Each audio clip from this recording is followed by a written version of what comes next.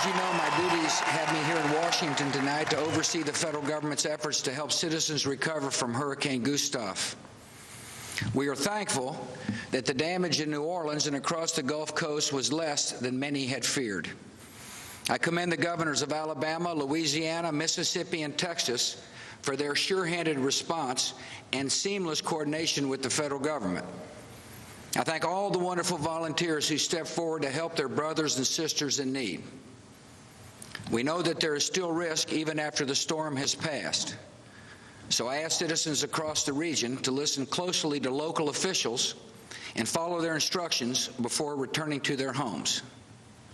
All of us are keeping the people of the Gulf Coast in our thoughts and our prayers. As you gather tonight in St. Paul, I want to share some thoughts about our nominee, a great American, and the next President of the United States, John McCain.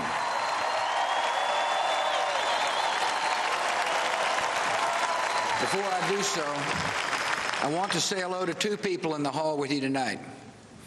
I could have no finer examples of character, decency, and integrity than my mom and dad, and I love you a lot.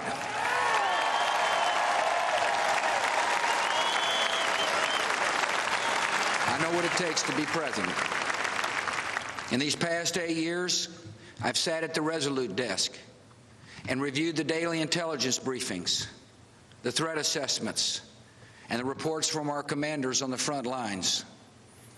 I've stood in the ruins of buildings knocked down by killers and promised the survivors I would never let them down.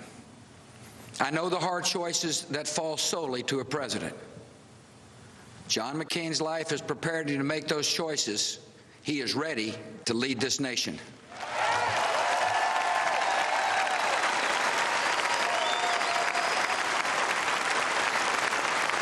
From the day of his commissioning, John McCain was a respected naval officer who made decisions on which the lives of others depended.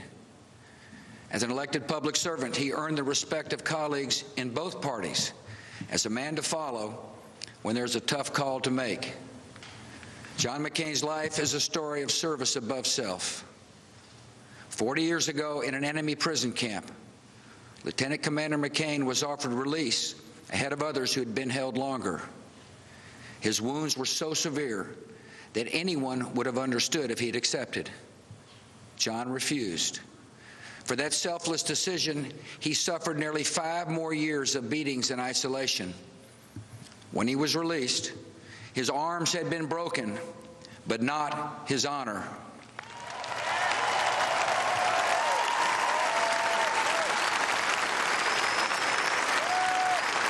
Fellow citizens, if the Hanoi Hilton could not break John McCain's resolve to do what is best for his country, you can be sure the angry left never will.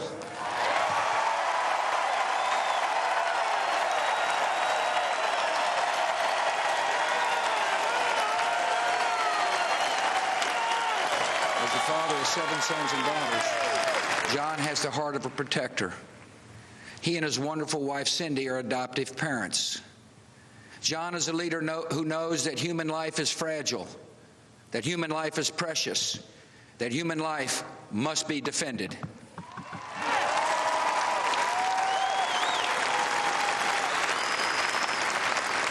We have seen John McCain's commitment to principle in our nation's capital. John is a steadfast opponent of wasteful spending. As president, he will stand up to the high tax crowd in Congress and make the tax relief permanent.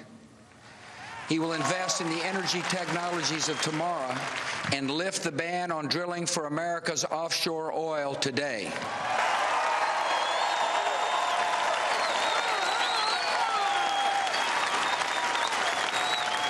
John is an independent man who thinks for himself. He's not afraid to tell you when he disagrees. Believe me, I know. No matter what the issue, this man is honest and speaks straight from the heart. Last year, John McCain's independence and character helped change history. The Democrats had taken control of Congress and were threatening to cut off funds for our troops. In the face of calls for retreat, I ordered a surge of forces into Iraq. Many in Congress said it had no chance of working. Yet one senator above all had faith in our troops and the importance of their mission, and that was John McCain.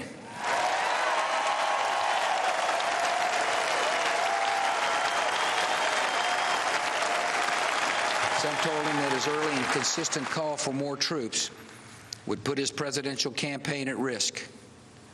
He told them he would rather lose an election than see his country lose a war. That is the kind of courage and vision we need in our next commander-in-chief.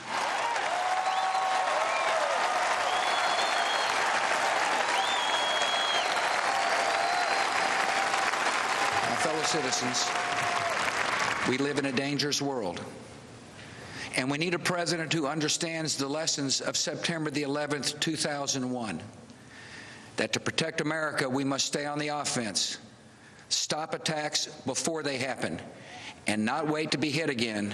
The man we need is John McCain.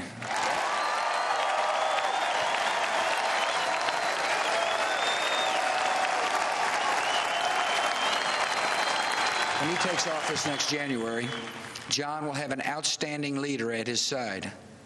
America will have a strong and principled vice president in the governor of the great state of Alaska, Sarah Palin.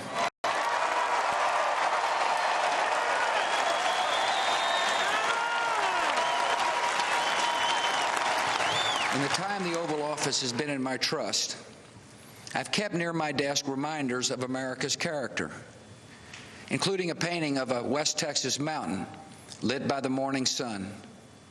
It reminds me that Americans have always lived on the sunrise side of the mountain.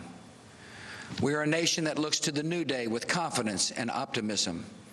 And I'm optimistic about our future because I believe in the goodness and wisdom of the American people. I'm optimistic because I have faith in freedom's power to lift up all of God's children and lead this world to a future of peace. And I'm optimistic about something else. When the debates have ended and all the ads have run and it is time to vote, Americans will look closely at the judgment, the experience, and the policies of the candidates, and they will cast their ballots for the McCain-Palin ticket.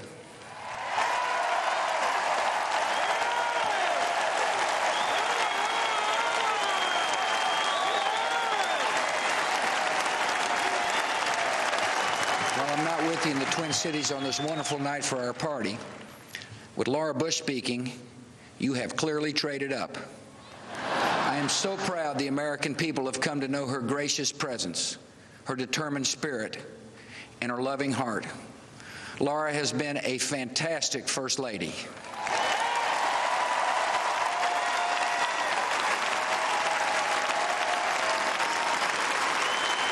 Thank you, Laura. And thanks to all of you in the hall tonight. God bless you, and God bless America.